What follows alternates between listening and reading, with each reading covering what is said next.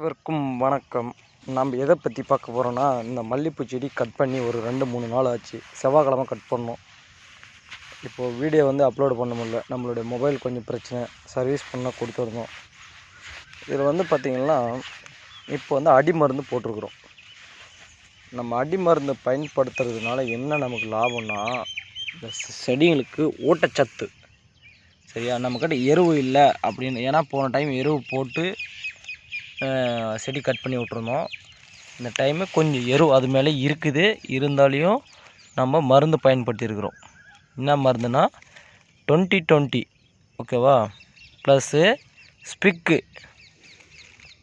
ஸ்பிக்கு மருந்து பயன்படுத்தியிருக்கிறோம். ஓகேங்களா, இது 2 மருந்தும் மிக்ஸ் பண்ணி செடி கடியில் போட்டிருக்குறோம். எல்லா செடி கடியிலையும் போட்டிருக்குறோம். ஓகேங்களா, இப்போ ஃபஸ்ட்டு டைம் தண்ணி கட்டும் போது ஒரு லிமிட்டடாக கட்டுவோம். 2வது டைம் தண்ணி கட்டும் போது கொஞ்சம் அதிகமாக கட்டுவோம். தண்ணி ஃபுல்லாக கட்டுவோம். இன்றைக்கே இதுக்கு துளுப்பு மருந்து அடிக்கணும்.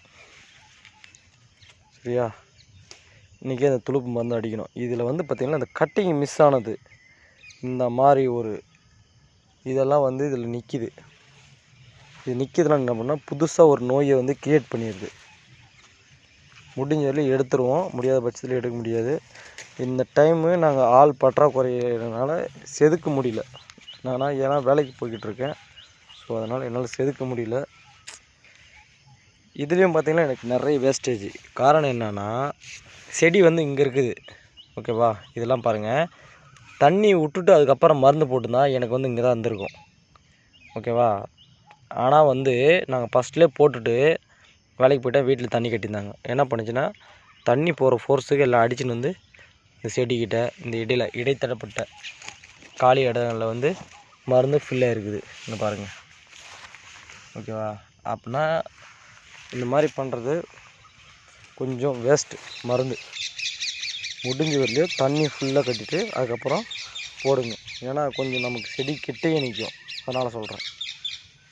இங்கே பாருங்கள், இதெல்லாம் வேஸ்ட்டு எனக்கு.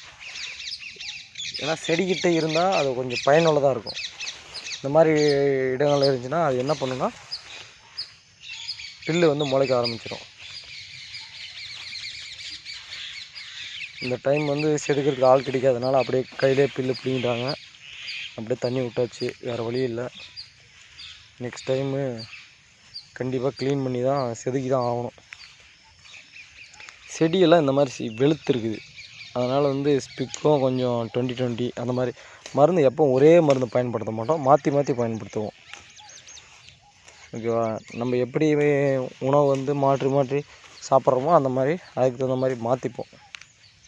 செடி நல்லா இருந்தால், இல்லை செடி இன்னும் கொஞ்சம் மோசமான கண்டிஷனில் இருக்குது அப்படின்னா அதுக்கு தகுந்த மாதிரி நாங்கள் மாற்றி மாற்றி பயன்படுத்திக்கிறோம்.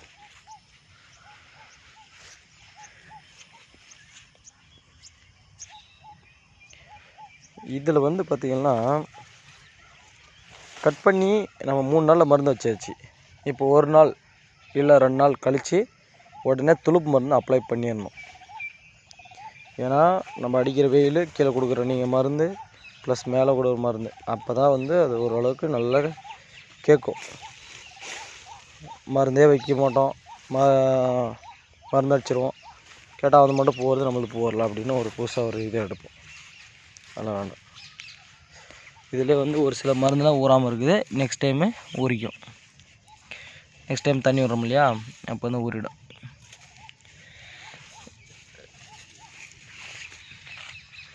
இல்லைனா முடிஞ்ச வரையிலும் இந்த குழி வாங்கி போட்டோம்னா இன்னும் பெஸ்ட்டு. செடியை சுற்றிடும். செடியை சுற்றிடும்.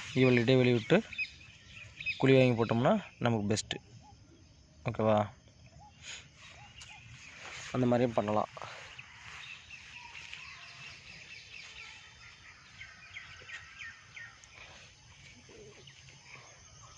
நம்ம பார்த்திங்கன்னா இதுதான் அதிகமாக பண்ணிகிட்ருக்கோம், மல்லிகைப்பூ செடி தான். ஏன்னா அதிகமாக பார்த்திங்கன்னா நம்ம ஏரியாவில் தென்னந்தோப்பு இந்த மாதிரி இருக்குது. அப்புறம் மாட்டுக்கு தேவன பயிர் அந்த மாதிரி வச்சுருக்குறோம். நம்மளுடையது சொந்தமாக 2 கழனி வச்சுருக்குறோம். இருக்கிறத வச்சு பயன்படுத்தணும் எப்போவுமே. ஓகேவா? மல்லிப்பூ செடி நம்ம வச்சுட்டு மட்டும் போதாது, கொஞ்ச நாள் செடி வளர்கிற வரையிலையும் பராமரிப்பு பண்ணணும். குழந்தைய வளர்க்குற மாதிரி வளர்க்கணும். ஏன்னா அப்போ தான் அது வளர்ந்த பின்னாடி அது நம்மளே வளர்க்கும். புரியுதா? நீங்கள் செலவு பண்ணிங்கன்னா உங்களுக்கு அதில் போதுமான லாபம் உங்களுக்கு கிடைக்கும். ஒரு ஆளுக்கிட்ட போய் ஒரு வேலை பார்த்தீங்கன்னா எவ்வளோ லாபம் கிடைக்குதோ அந்தளவுக்கு உங்களுக்கு இதில் வரும். கஷ்டப்படணும். கஷ்டப்படாமலாம் எதுவுமே கிடையாது. நாங்கள் வந்து மேக்ஸிமம் காலையில் வந்து ஒரு 6 மணிக்கு மேலே தான் வந்து பூ இருக்க ஆரம்பிக்கும். 6 மணி இல்லை ஒரு 5:30 மணி கொஞ்சம் பளிச்சுன்னு இருந்தால் அதுக்கு இந்த மாதிரி இருக்கும். எங்கள் ஏரியாவில் இந்த டேம் ரோடு திம்மபுரம்லாம் இருக்குது கிருஷ்ணகிரி பக்கம். அவங்களாம் என்ன பண்ணுறாங்கன்னா கரெக்டாக நைட்டு 2 மணி 3 மணி அந்த மாதிரி ஸ்டேஜில் வந்து நெத்தி பேட்டரி போட்டுன்னு அறுக்க ஆரம்பிச்சிருவாங்க. ஆனால் வந்து தோட்டம் வந்து சுத்தமாக பராமரிப்பு சுத்தமாக இருக்கும். ஏன்னா அன்டைமில் பூச்சி புழு இருக்கும், ஒரு பாம்பு இருக்கும், ஏதோ ஒன்று இருக்கும். ஸோ அதனால் வந்து என்ன பண்ணுவாங்கன்னா க்ளீனாக வந்து செதுக்கிடுவாங்க, களைக்கொல்லி மருந்து அடிச்சிடுவாங்க. அதனால் வந்து சரளமாக நடந்து பூவை இருக்குவாங்க நைட்டில் நெத்தி பேட்டரி போட்டுன்னு. அதோடய ரேட் வந்து பார்த்திங்கன்னா கொஞ்சம் ஹையாக இருக்கும். ரெகுலராக வந்து பார்த்திங்கன்னா கொஞ்சம் ரேட் வந்து ஹையில் தான் இருக்கும். நம்மளது வந்து நம்ம 6 மணிக்கு அறுத்து போகிறதுனால பூ வண்டிக்கு 8, 8:30 தான் கொடுக்குறோம். கொஞ்சம் லோ பட்ஜெட்டாக இருக்கும். அவங்களது ரெகுலராக வந்து ஒரே ரேட்டு மாதிரி இருக்கும். 600, 700 அந்த மாதிரி விற்கும் கேஜி. சில பேர் சொல்கிறாங்க 2000 விற்கிது, 1000 ரூபாய்க்கு. அதெல்லாம் சும்மா எப்போயோ ஒரு டைம் விற்கும், எப்பவுமே விற்காது. ஓகேங்களா? நம்ம ஊரில் என்ன விவசாயம் பண்ணுறோன்னு இந்த வீடியோ பார்க்குற எல்லாருக்குமே நம்ம ஊரில் என்ன விவசாயம் பண்ணுறோன்னு நமக்கும் ஷேர் பண்ணுங்கள். உங்களுக்கு விவசாயம் பண்ணிங்கன்னா நமக்கு கமெண்ட் பாக்ஸில் ஒரு ஆர்ட்டை பின் பண்ணிட்டு போங்க. நன்றி.